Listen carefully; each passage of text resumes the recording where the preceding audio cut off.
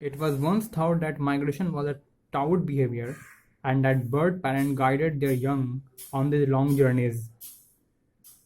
पहले ऐसा विचारा गया कि माइग्रेशन यानी कि प्रवास करना, प्रवास एक प्रकार का बिहेवियर है, मतलब taut. It was a taut behaviour, मतलब प्रवास एक शिक्षा शिक्षा प्रदान अर्थात सिखाया जाने वाला एक व्यवहार था, जो कि पक्षियों को उनके माता पिता से लंबी यात्रा के दौरान मिलती थी। But in many species of birds the young make their first migratory journey alone. लेकिन बहुत सारे पक्षियों के प्रजातियों में यह भी पाया जाता है कि the young make their first migratory journey. बहुत सारे पक्षियों के प्रजातियों में यह देखा जाता है कि वो बच्चे अपनी यात्रा खुद अकेले कर जाते हैं। The young make their first migratory journey alone, अपनी पहली प्रवास यात्रा अकेले ही सफ़र तय कर जाते हैं। बहुत सारे पक्षियों के प्रजातियों में ऐसा पाया जाता है। विदाउट अपने मॉम और डैड, बिना अपने पेरेंट्स के सहायता के बहुत सारे पक्षी की प्रजातियां ऐसे होती हैं जो अपनी पहली प्रवासिक यात्रा अकेले ही तय कर जाती हैं। Salim often give the example of the Kuku in Europe. और इस तरह के पक्षियों को आप ले लो, जो डॉक्टर सलीम साहब उनमें ही से किसी एक पक्षी का उदाहरण ले रहे हैं जो कि यूरोप की रहने वाली है, नाम है कुकू। यूरोप का रहने वाला एक पक्षी जिसका नाम कुकू है, उसका उदाहरण देते हुए डॉक्टर सलीम साहब कह रहे हैं, we once told a journalist, एक बार डॉक्टर सलीम साहब ने यूरोप में रहने वाले कुक्कू का उदाहरण लेते हुए एक पत्रकार को उन्होंने कहा, the cuckoo is what is called a bird parasite. Cuckoo एक बर्ड पैरासाइट के समान है। कुक्कू को एक बर्ड पैरासाइट भी कहा जाता है। क्यों बर्ड पैरासाइट के बारे में तो आप जानते होंगे। Parasite is an organism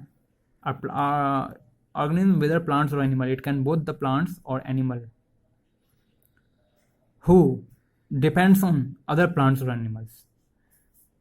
Parasite is an organism that obtain their foods from other organisms, from the bodies of other organism, जो किसी दूसरे प्राणी के शरीर पर अपना भोजन पैदा करता है। जो पैरासाइट उसे कहते हैं जो किसी दूसरे प्राणी के शरीर पर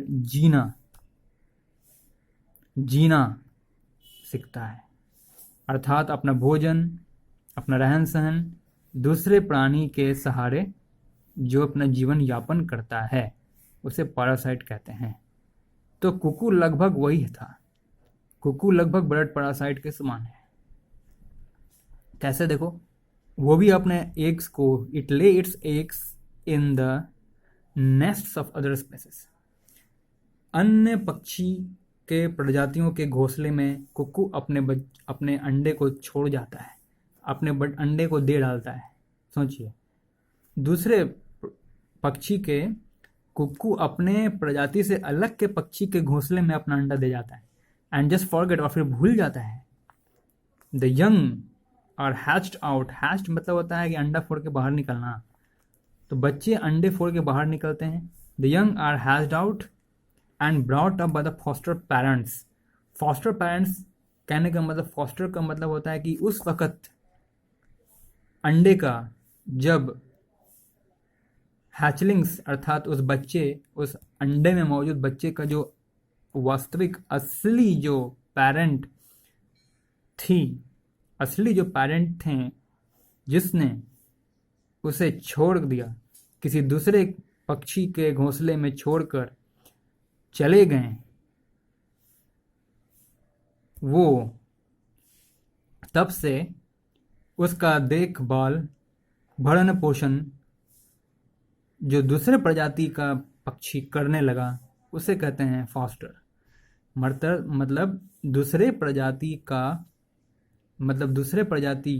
दूसरे स्पेसीज के बर्ड्स, दूसरे स्पेसीज के पालन पोषण करने वाले पक्षी को कहते हैं फॉस्टर। ठीक है, that is called foster parents. So the young are hatched out and brought up by the foster parents. तो उस अंडे से बच्चे बाहर निकलते हैं और बाहर यानी कि brought up by the foster parents, मतलब जो लालन पालन करने वाले जो पेरेंट्स, अर्थात कुक्कू तो छोड़कर चली गई अपने बच्चे को घोंसले में, किसी दूसरे प्रजाति के पक्षी वाले के घोंसले में कुक्कू अपने अंडे को दे करके चली गई। तो फिर जो बच्चा उस अंडे को फोड़कर बाहर निकला, वो उसको जो ट्रेनिंग मिलेगा किसके द्वारा मिलेगा? फॉस्टर पेरेंट के द्वारा। फॉस्टर पेरेंट वही जो उनके साथ समय बिताए, उसके घोंसले में उसका देख रेख, कुक्कू के छोड़कर चले जाने के बाद उस हैचलिंग्स का, उस अंडे का देख रेख करने वाला जो पेरेंट्स था, वही फॉस्टर पेरेंट कहलाएगा। जो पेरेंट्स कुक्कू के अंडे की देख रेख जो माता पिता करेंगे उस घोंसले में, वही फॉस्टर पेरेंट्स कहलाएंगे। तो अब यंग आर हैच्ड आउट, उस अंडे को फोड़कर बाहर जो यंग बच्चे निकलते हैं, उसे उड़ने की कला अर्थात उड़ान भरने की तरीके किसके द्वारा सिखाया जाता है? फॉस्टर पेरेंट्स द्वारा। नाउ इन द यूके, अब यूनाइटेड किंगडम में, the cuckoo soon after laying its egg, अपने अंडे को दूसरे के घोंसले में देने के बाद कुक्कू अफ्रीका की ओर प्रवास कर जाता है। The young are brought up by foster parents who themselves are non-migratory birds, जो कि खुद ब खुद अप्रवासित पक्षियाँ होती हैं। अप्रवासित, अपने आप में वह अप्रवासित होती हैं, उन्हें प्रवास करना कोई सिखाता नहीं है। The young are brought up by the foster parent, मतलब लालन पालन करने वाले जो माता पिता होते हैं, उनके द्वारा उन छोटे छोटे बच्चों को बाहर निकाला जाता है। अर्थात वो लालन पालन करने वाले माता पिता उस यंग वंस को बाहर की ओर, नेस्ट के घोंसले के बाहर ले जाते हैं। Who themselves are non-migratory birds, जो कि खुद ब खुद अपने आप में प्रवास करने की कला से अनभिज्ञ होते हैं, मतलब उन्हें प्रवास करने की कला नहीं मालूम होती। They are themselves are non-migratory birds. They do not migrate and therefore, way migrate नहीं करते हैं, वे प्रवास नहीं करते हैं, और इसलिए therefore they cannot teach their foster birdlings anything about migration. वो जो फॉस्टर पेरेंट्स हैं, वो अब खुद तो प्रवास करना जानते नहीं हैं, इसलिए they can't teach their foster birdlings, मतलब वो अपने फॉस्टर बर्डलिंग्स को, फॉस्टर का मतलब क्या हुआ कि पाया हुआ बच्चों, मतलब पाए हुए, एडॉप्टेड चिल्ड्रंस, अडॉप्टेड एग्स से फुट करके निकले हुए बच्चों को कहते हैं फॉस्टर बर्डलिंग्स। बर्डलिंग्स का मतलब कि पक्षी का बच्चा, पक्षी के बच्चे को कहते हैं बर्डलिंग्स। और फॉस्टर लगाने का मतलब समझो कि प्राप्त किए हुए बच्चे, प्राप्त मतलब किसी अन्य प्रजाति के पक्षी का बच्चा, उसको कहते हैं फॉस्टर बर्डलिंग्स। जैसे कि संतान होती हैं, कोई संतान ऐसे होती हैं जो कि अपनी सगी संतान नहीं होती हैं, एडॉप्टेड होती हैं, उसे क्या कहते हैं? ऑर्फैंड, मतलब किसी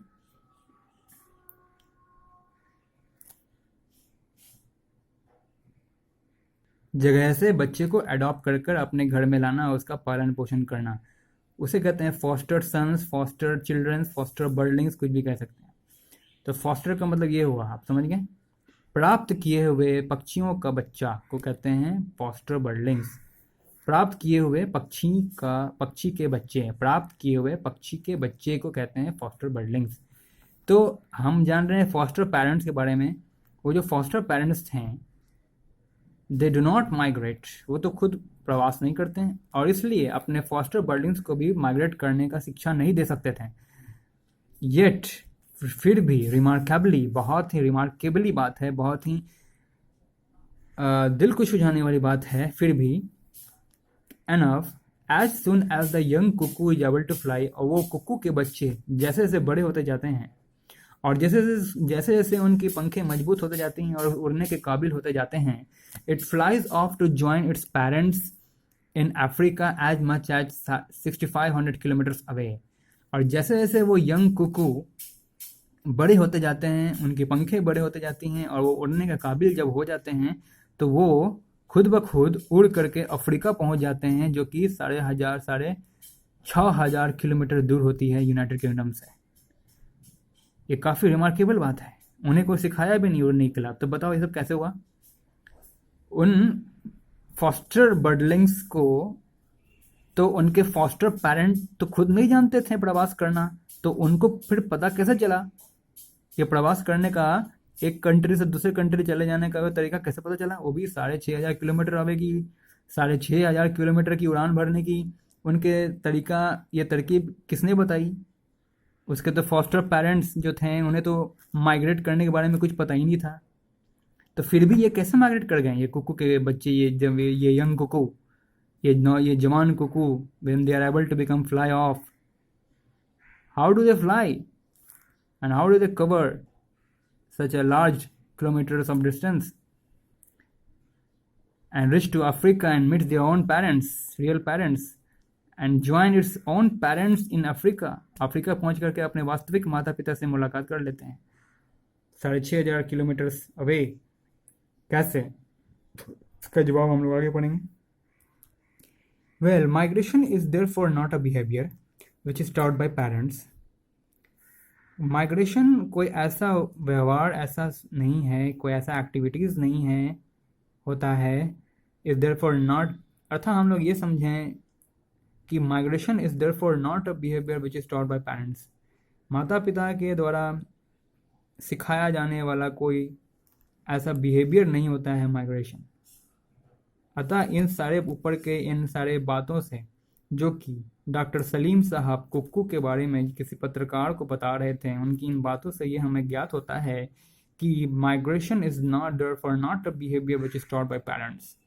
माता पिता के द्वारा सिखाया जाने वाला कोई ऐसा बिहेवियर नहीं है माइग्रेशन किसी माता पिता के द्वारा सिखाया जाने वाला कोई एक्टिविटीज नहीं होता है। It is caused by strong genetic और inborn instinct which all animals from molluscs to elephants share.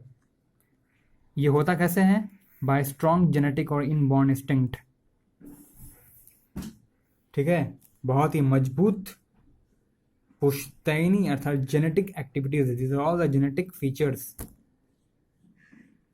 जो कुकू और कुकू के बच्चे में पीढ़ी दर पीढ़ी ट्रांसफर होते चली जाती है, उसे कहते हैं जेनेटिक फैक्टर्स। मतलब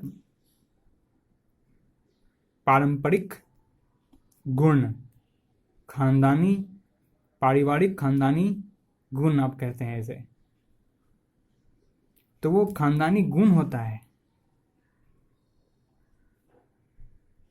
तो हम कह सकते हैं it is caused by strong genetic और inborn instincts which all animal from molluscs to elephant share. Molluscs का मतलब क्या है? Any creature with a soft body and hard outer shell like snail और स्लग्स, जिसकी बॉडी तो shape बहुत ही सॉफ्ट होगी, लेकिन उसके जो any creature with soft body and hard outer shell, जिसकी बाहरी भाग बहुत ही कठोर होगी। ऐसे क्रिएचर्स, ऐसे प्राणी जिसके पास सॉफ्ट बॉडी होती है, बहुत ही मुलायम शरीर, लेकिन उसका बाहरी कवर बहुत ही कठोर होता है, उसे कहते हैं मोलस्कस।